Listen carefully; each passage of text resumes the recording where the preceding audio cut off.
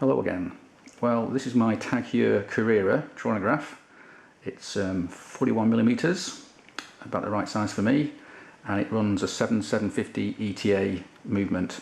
I've had it since 2010, and since then it's been worn an awful lot. It's become a kind of beta for me. It's a bit sad to say that, but it gets worn day in, day out, and it's surviving very, very well.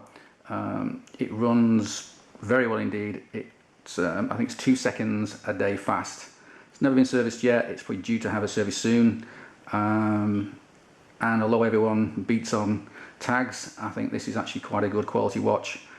I have got a few more watches, more expensive ones, Rolexes and so on, and I've tried on an awful lot of other ones. As an example, I've tried on IWCs, the new Tudors, Pelagos and Black Bay, Speedmasters, and I must say there are elements of this tag which are better to me than those other watches, which are much more sort of praised. Now, what I would say is the case is nice, well finished, well polished. The bracelet is actually very comfortable, works very well. Never had a problem with it, never had it come loose when it shouldn't do. And to me, when I was handling the Tudor Black Bay, for example, it was nowhere near as good as this. It was nowhere near as well finished. The bracelet felt very sort of cheap to me, and I got the same feeling for the Speedmaster. The bracelet in particular, you know, didn't feel like anything special at all. I've since actually got a Speedmaster, but I got a First Star in space, which comes on a strap, because I didn't like the bracelet so much. We'll fire up the chronograph there. It's a standard 7750. There are lots and lots of watches with the same movement in them, easy to service, and I do use the chronograph quite a lot for all kinds of weird and wonderful things, whether it's cooking, going out on bike rides, working out how long I've been in a car park for, and so on. What else can we say about it? On the back we've got a display back, so you can see the 7750 there, although they call it a caliber 16, but in truth I think it's pretty much a standard 7750. Not that there's anything wrong with that.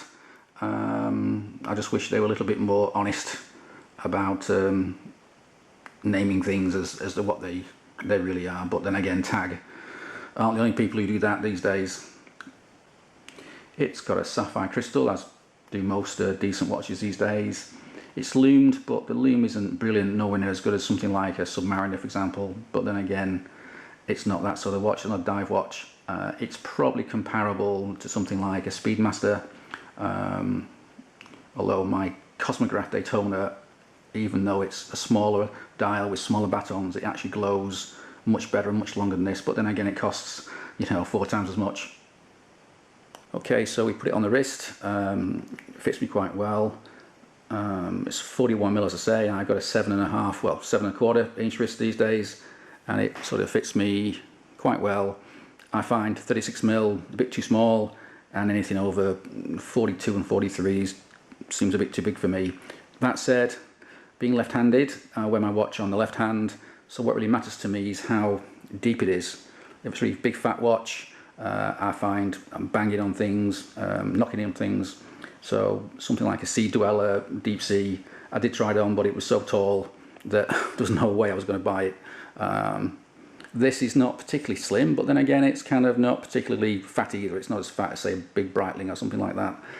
My Zeniths are much slimmer, and that's why I prefer them, as indeed is the Daytona. But this isn't bad. It's pretty much middle of the road, par for the course, and it's sort of survived. As I say, it's got a few little odd scratches here and there, as you would expect. You can see there, you've got the Tag here. You can see that logo there, a butterfly clasp. Works okay, nice and secure, even after 6 years of hardware. And this has been, this watch has been through the mill a little bit. I ride a drag bike, I ride a Harley drag bike which vibrates like a jackhammer, and this thing survived quite a few runs on that over the years. I've never had a problem with it. I mean, I don't know how it would survive real hardware, but I'm quite happy with it. You know, I don't abuse it. I take it off if I'm working on my bikes in the workshop or whatever. But other than that, it gets used every single day. On my bicycles, I fell off the bike a few times and this thing survived. Out in the garden, whatever. It's one of them watches you can wear and not have to worry about too much. And now looking at the bracelet, it's got 5 elements going across the bracelet there, 5 links. It's got 3 brushed and then 2 very thin, highly polished elements just there and there on either side. And it's quite nice, it's very comfortable. I don't find it catches hairs, which I know some people complain about on different watches. This one's got a little bit of wearing now, but as I say, it's been pretty hammered by yours truly. But I think it's overall surviving quite well. In fact, I've just given it a clean for the first time in about 6 months. It was filthy before this video was being made. I actually came to buy this watch as a bit of an accident because I've been quite happy for about 10 years owning just 2 watches. I had a Zenith Rainbow and a Zenith Elite 680 as a sort of dress watch, and both of those got stolen when my house was ransacked, and after all insurance had sorted out the details, I ended up with a voucher worth something like, God, I think it was about £6,000–7,000 I think, which I could only spend at certain approved dealers. So I went straight out and bought another Zenith, and that left me with about £2,000 odd left on this card.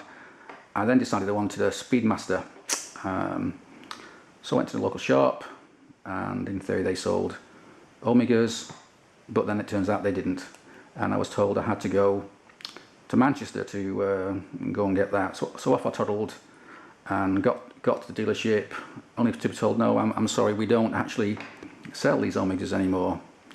And the manager was very apologetic when I explained what had happened, and he offered me a great deal on anything else that was in the shop.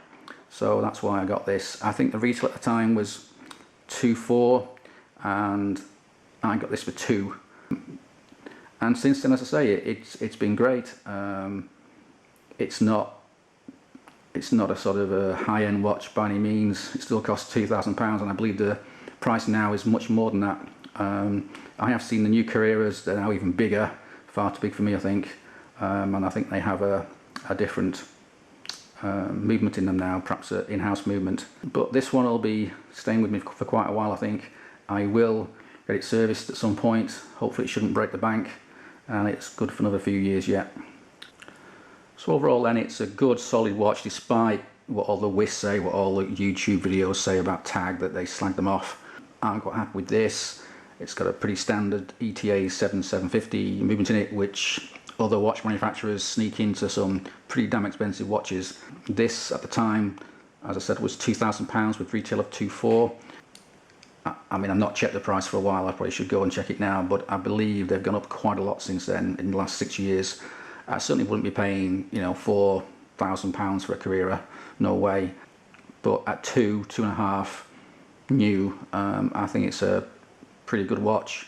It's pretty robust. It's lasted very well. Yeah, definitely recommend it, as long as the price isn't too high.